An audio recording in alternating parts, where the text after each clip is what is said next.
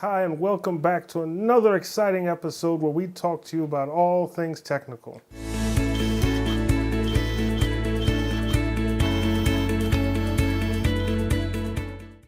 As you recall from our last video, we were talking about lenses. We had our group of lenses connected to our JVC LS300, and we were given an example of what these lenses look like connected through the speed booster to the LS300, as well as how the autofocus system was working on the LS300.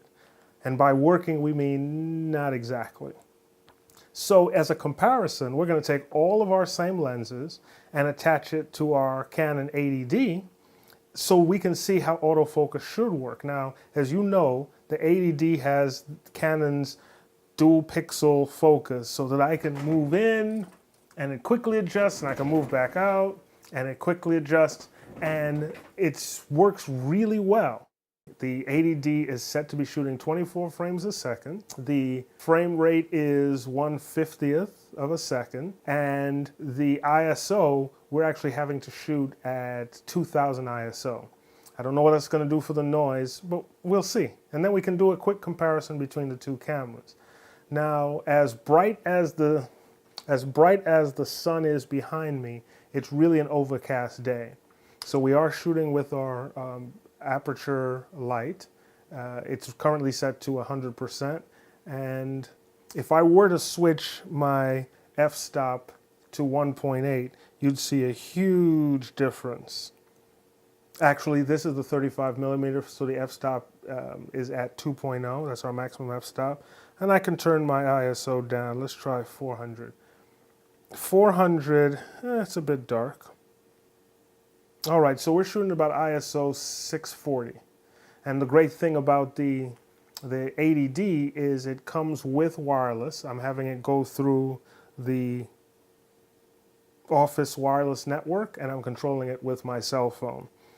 So there'll be much less having to go back and forth, having to make adjustments. It makes it really easy. I wonder if you could see that or if it's too blown out. So as we stand right now, I pushed it down to f2.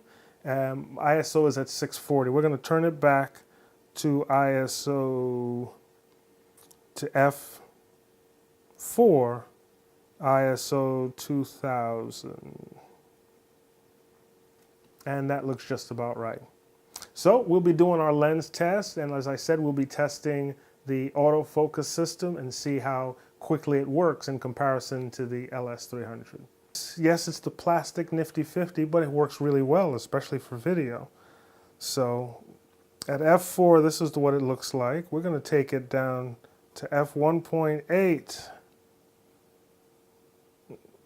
ISO should be about 4000 with the lighting we have. Oh, but I'm a little bit out of focus, aren't I?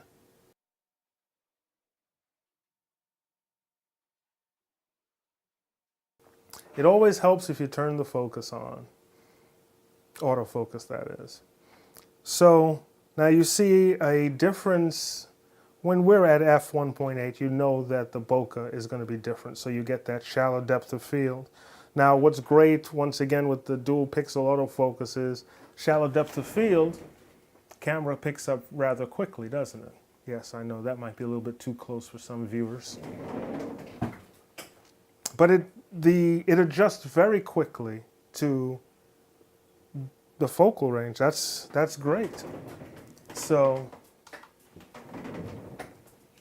when you're shooting interviews, especially at a shallow depth of field, you don't have to worry so much about how quickly it's going to adjust.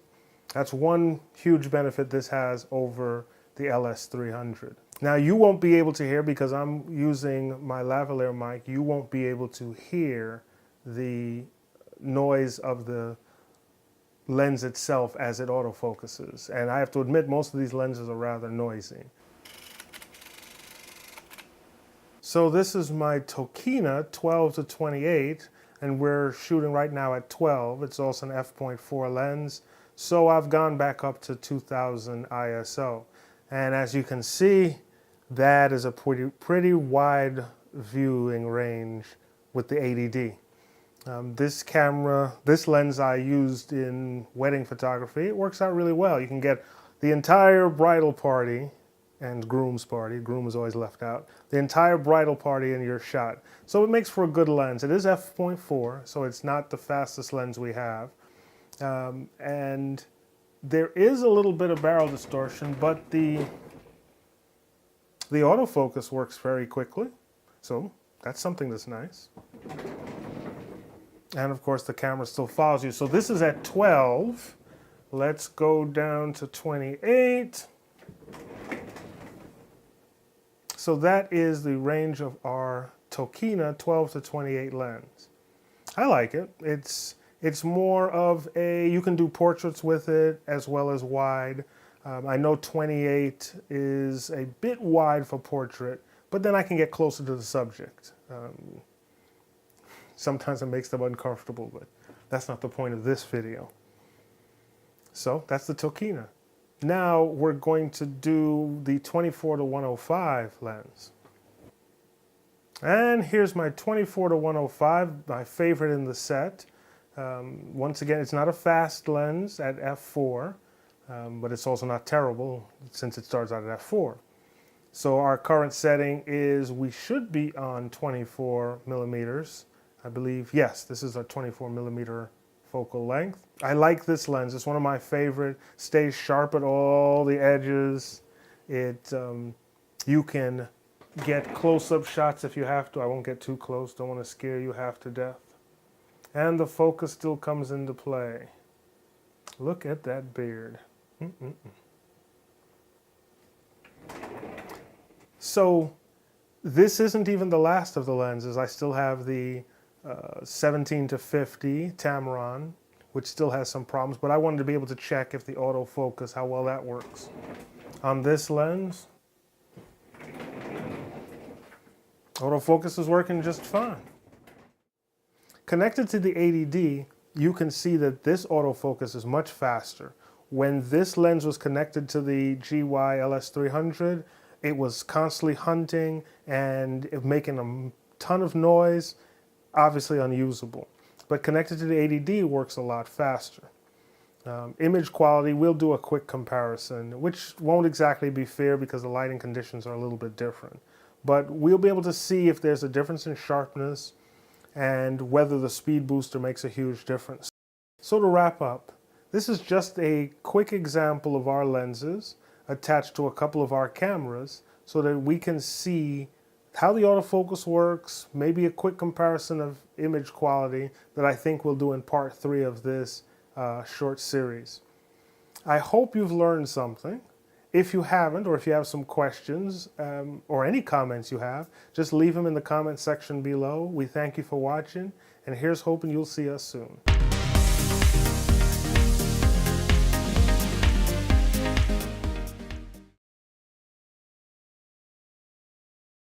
All the previous video was shot with the portrait profile.